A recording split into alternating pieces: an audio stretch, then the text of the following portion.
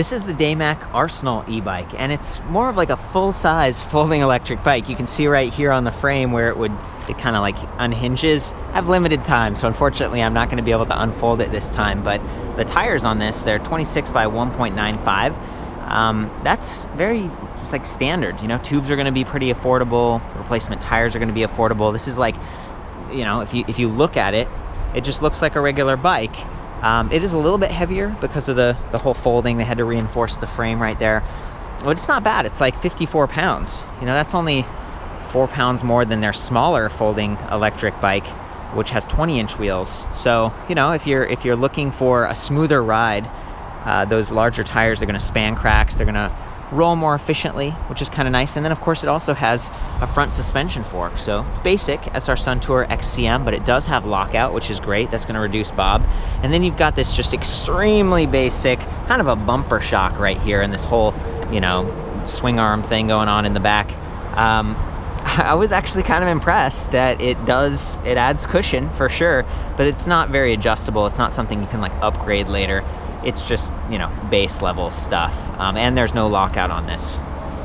This also creates some frame flex. Not a whole lot. It works fine. You know, if you're someone who has a boat and you're a little bit taller, this could be a good option. It's like 18.5 inch seat tube right here, and then 24-inch reach. And the standover is something like 33 inches. So just to give you some idea, I'm about 5'9", and this bike, it feels pretty good to me. You know, I tend to do fine with the like medium-sized frames, but there is quick release on the seat right here. You could always update or upgrade this stem to something a little longer if you needed further reach. It's already, you know, a little bit more aggressive. It's just very, very gentle low rise, almost a flat bar, very short Neko stem. Right here, actually LV Jin. Neko is like the headset. So just, it's kind of interesting combination that does ride pretty smoothly and offers a lot of gears. So there's 3 rings right there in the front, and then there's 7 in the back. So 21 speeds total. We've got real basic shifter mechanisms here. Shimano Tourney TX on the rear, Shimano Tourney on the front. Just basic, just entry-level stuff, and that's part of what keeps this at like $17.99. You know, it's fairly affordable bike as far as folders come. 350 watt internally geared motor. I like that it's black and the spokes match, black on the front and the back. Sparkly black paint that Daymak seems to use on a lot of their bikes. You know, blends in, the wires kind of stay hidden. There's a quick disconnect for the motor cable, so if you need to do maintenance, but there's no quick release on the rear. I like that they've got this derailleur guard here to help kind of protect this if you're folding it, storing it, or maybe it tips, you're on vacation or something, on unstable terrain, on an adventure. But one thing they don't have is like kind of like a chainring protector on the front. So I noticed when I was riding with my pants, it kind of snagged right here, and that sucks. So, you know, be careful, or ride with shorts, or get one of those like reflector things that bunches up your pants to keep from having that happen. Got a real basic light that's battery operated right here on the left, like LED. It's cool that they include that. And then we've got, of course, our mechanical disc brakes, front and rear, 160 millimeter rotors. They work pretty well, and they do have motor inhibitors built in, so you're going to be able to kill power to that motor. You know, 350 watt motor is kind of average size. It's fairly efficient and quiet, but you're getting a little bit more power than their entry level folding electric bike. That one only has a 250 watt motor. So I do like that.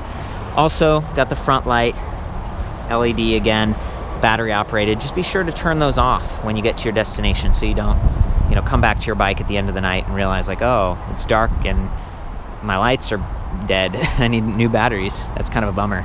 I think the battery in here is 36 volts, 9 amp hours, lithium ion. So pretty decent stuff. You know, it's definitely getting the job done. But this is more entry level, you know, and it's you know, it looks like, oh, I could take this off-road mountain bike with it, but I wouldn't recommend that just because of the frame flex and some of the stuff. This is more like a comfortable folding bike that's a little bit bigger. Okay, so we got these nice ergonomic grips here.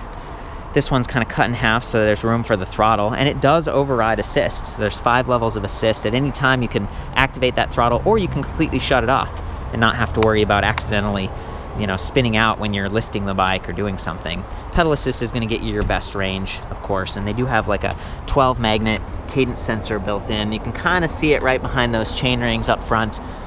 12 magnets is great. It's good starting and very responsive stopping. I also mentioned the brake levers before, so that's a good setup. Being Cadence Sensor, it means you don't actually have to push very hard. You just, if you keep moving your feet, the bike will go. And I kind of like that as someone with sensitive knees. That's pretty standard for these, more basic bikes. I don't see a lot of these mirrors for electric bikes in the States, but a lot of the Daymak bikes have them. And it's just kind of a little extra, easy to take off if you don't want it, but gives you a little bit more, safety. So if your hand's on the grip over here, I did notice that, it's fairly comfortable. You can kind of reach the shifter, but it's a little bit more difficult to reach this display, to arrow up or down in assist levels. And of course the shifter, it was kind of colliding with that mirror. So I couldn't actually shift into one of these other gears on the front. So you might want to do some adjusting here. I was kind of surprised. The one on the right seems to work a little bit better, but again, at some point you're going to run into that mirror pole, and that's a little bit of a problem. So I don't know. It's kind of a quick overview, what I noticed when I was riding and how it performs. I'm going to hop on it and just let you hear that motor in throttle mode. I did get it almost up to 20 miles per hour, so it is able to go a little bit faster, kind of hit that legal limit. I'm going to press this in. Over here on the left, we can see the speed, current, which is how much energy the motor's using. There we go. See, I just throttled it and you could see it boosting. Assist level, which again, I'm going to take it up to 5. And odometer down here, got a little bit more information. And then the battery readout. This display, I've noticed if you look straight down at it, it kind of fades out. You kind of have to look at an angle. So again, that's another area where you try to adjust. This is very overloaded, in my opinion, the cockpit here. There's a lot going on. They've done their best to try to dial it in, but you might have to do some more adjusting to have it work and to be able to hit all those different gears. So here we go.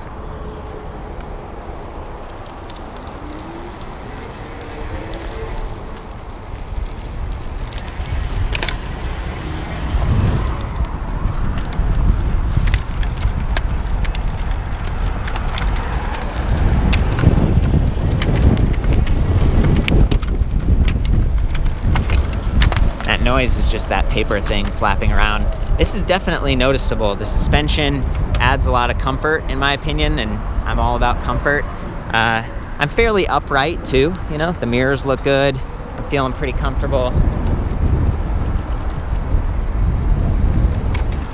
I'd probably want to raise the seat a little bit so I could get full extension.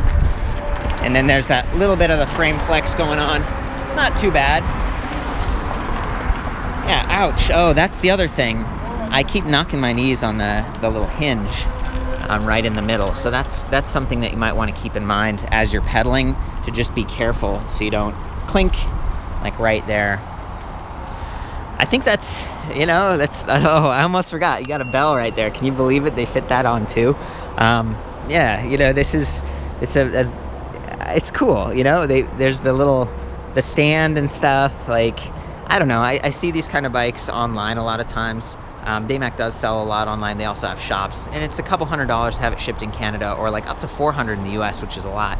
I'll see these bikes and I think it's cheaper. It's obviously imported from China, and you got the keys. They're just dangling right here, so you don't have to have them in. But a lot of the other bikes do, and there's obviously trade-offs.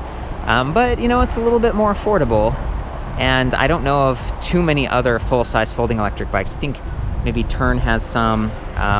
We'll see more and more compact bikes, but for the price, it gets the job done. You're not going to be climbing directly up any hills or anything with this, and you're not going to win any races, but it's quiet, and it takes the edge off for sure versus pedaling. And you got all those gears. Again, 21 speeds is that's a lot. It's a lot to deal with.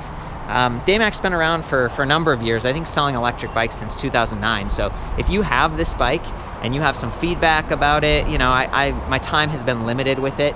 I'd love to hear it. Just leave a comment, and of course I'll have a full write-up and more information back at the ElectricBikeReview.com website. Ride safe.